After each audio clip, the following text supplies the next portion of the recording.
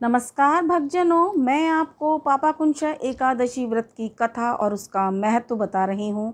अर्जुन कहने लगा कि हे जगदीश्वर, आप मुझे आश्विन माह के शुक्ल पक्ष की एकादशी के विषय में बताइए। इस एकादशी का नाम क्या है, इसके व्रत का क्या विधान है और इसके करने से क्या फल की प्राप्ति होती है। आप सब मुझे विधान पूर्वक कहिए।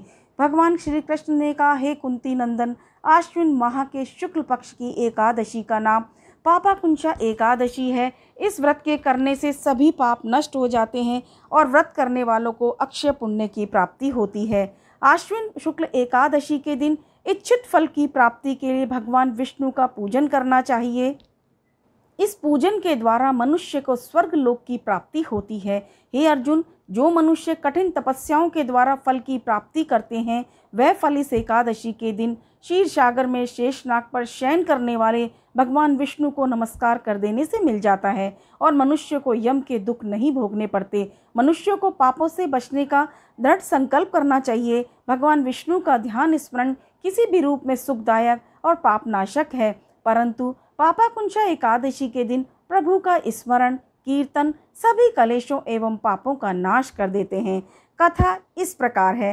प्राचीन समय में विंध्य पर्वत पर क्रोधन नामक एक बहेलिया रहता था। बड़ा क्रूर था। उसका सारा जीवन हिंसा, लूटपाट, मद्यपान और गलत संगति में बीत गया।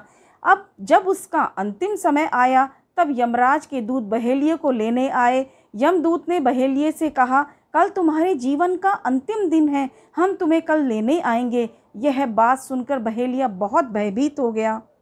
महर्षि अंगिरा के आश्रम में पहुंचा और महर्षि अंगिरा के चरणों पर गिरकर प्रार्थना करने लगा, हे ईश्वर, मैंने पूरे जीवन सिर्फ पाप कर्म किए हैं। कृपा कर मुझे कोई ऐसा उपाय बताएं जिससे मेरे सारे पाप मिट जाएं और मोक्ष की प्राप्ति हो। इसके निवेदन करने पर महर्षि अंगिरा ने उसे आश्विन मास की शुक्ल पक्ष की पापाकुंशा एकादशी का विधि पूर्वक व्रत करने को कहा। महर्षि अंगिरा के कहे अनुसार उस बहेलिये ने व्रत किया और सारे पापों से छुटकारा पा लिया। इस व्रत के पूजन के बल से भगवान की कृपा से वह विष्णु लोक को गया।